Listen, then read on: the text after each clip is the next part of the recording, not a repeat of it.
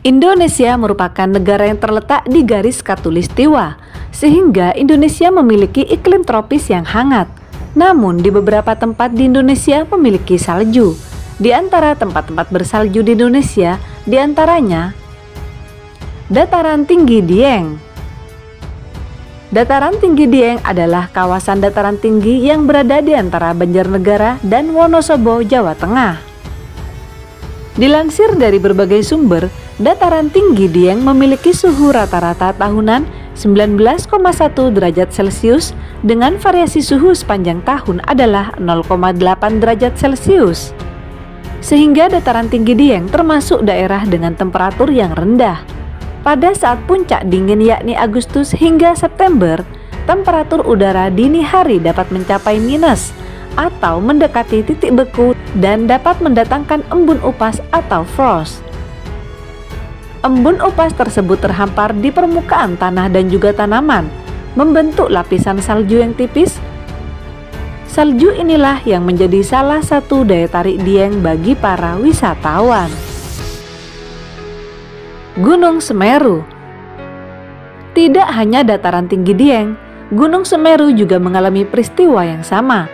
Semeru memiliki suhu yang sangat dingin, terutama pada dini hari menjelang matahari terbit. Suhu yang sangat dingin tersebut membuat embun membeku dan menyerupai salju yang menutupi permukaan bumi. Puncak Sumantri.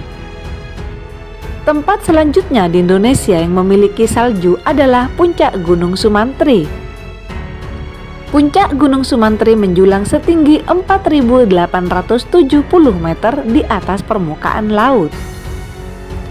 Gunung Sumantri berdiri tegak di wilayah Papua Barat, dekat dengan Gunung Jayawijaya. Puncak Sumantri diselimuti oleh salju berwarna putih di atas batuannya yang berwarna abu kehitaman,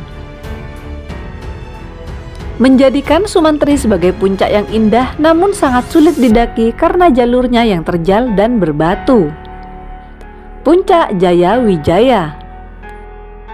Tempat di Indonesia selanjutnya yang cukup dikenal di dunia dan memiliki salju adalah Puncak Jayawijaya atau yang sering disebut sebagai Piramida Carstens. Jayawijaya merupakan gunung setinggi 4.884 meter di atas permukaan laut yang terletak di Papua.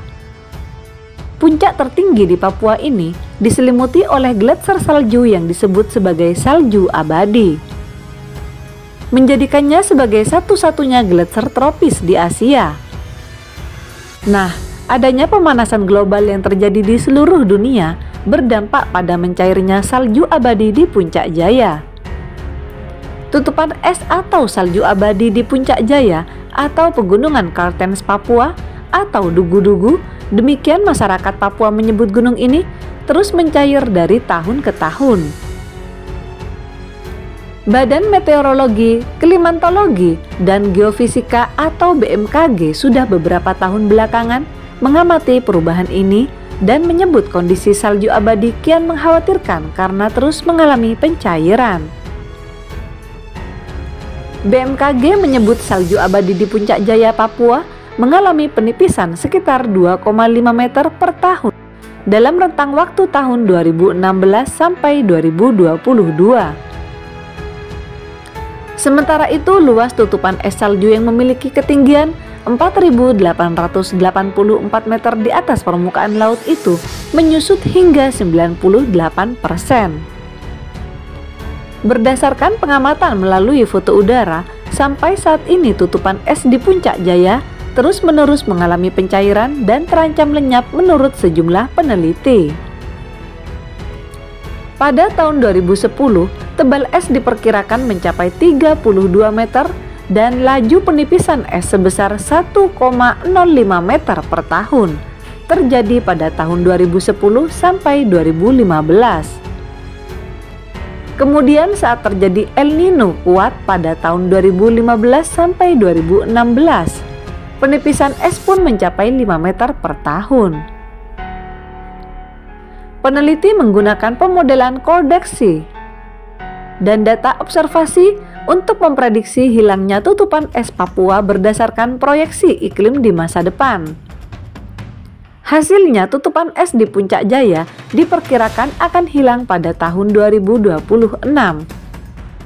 Lebih lanjut, pakar klimatologi BMKG mengatakan, laju penipisan gletser dapat habis total paling cepat pada tahun 2024. Resiko ini semakin besar karena El Nino yang membuat iklim bumi lebih hangat dapat terjadi pada tahun ini.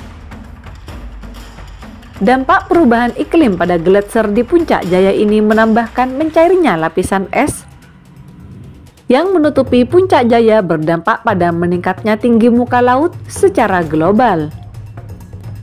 Data BMKG menyebutkan perubahan iklim dan pemanasan global yang terjadi di seluruh dunia berdampak pada mencairnya salju abadi di Puncak Jaya. Suhu rata-rata global pada awal Juni 2023 telah mencapai 1,5 derajat Celcius, lebih panas dibandingkan suhu pada masa pra-industri. Akibatnya juga ekosistem yang ada di sekitar salju abadi menjadi rentan dan terancam. Perubahan iklim juga berdampak pada kehidupan masyarakat adat setempat yang telah lama bergantung pada keseimbangan lingkungan dan sumber daya alam di wilayah tersebut. Salju abadi di puncak gunung merupakan fenomena alam yang sangat langka. Selain di piramida Cartens, fenomena unik ini hanya dapat ditemui di dua tempat lainnya pada kawasan tropis dunia, yaitu di Pegunungan Andes, rangkaian pegunungan sepanjang 7.000 km terpanjang di dunia yang melintasi 7 negara kawasan Amerika Selatan, dan Gunung Kilimanjaro di Tanzania. Nah, di Gunung Puncak Jaya ini masuk kawasan Taman Nasional Lawrence yang dihuni 9 kelompok suku pedalaman, diantaranya suku Asmat, Dani, Dani Barat atau Lani, Amungme, Sempan, dan Moni. Keberadaan suku-suku asli ini diperkirakan telah berumur 30.000 tahun.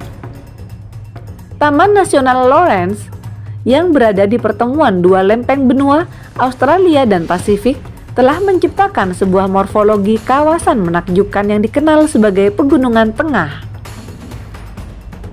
Dinding-dinding tebing curam serta cekungan-cekungan membentuk danau-danau seperti pegunungan vegetasi alpin menciptakan keunikan kawasan ini. Kawasan pesisir pantai Taman Nasional Lawrence di Laut Arafura dipenuhi ribuan hektar hutan mangrove yang masih terjaga keasriannya dan habitat jutaan ikan serta sebagai sumber penghidupan masyarakat sekitar. Demi menjaga kelestarian pegunungan ini, semua pihak perlu meningkatkan kesadaran tentang pentingnya menjaga dan melindungi lingkungan. Perlu upaya mitigasi dan adaptasi perubahan iklim bersama, baik oleh pemerintah, masyarakat maupun sektor swasta dan pihak terkait lainnya. Perangan emisi gas rumah kaca dan penerapan energi baru atau terbarukan menjadi langkah penting yang harus segera dilakukan. Kita perlu terus menjaga dan mengendalikan laju kenaikan suhu dengan cara mentransformasikan energi fosil menjadi energi yang lebih ramah lingkungan.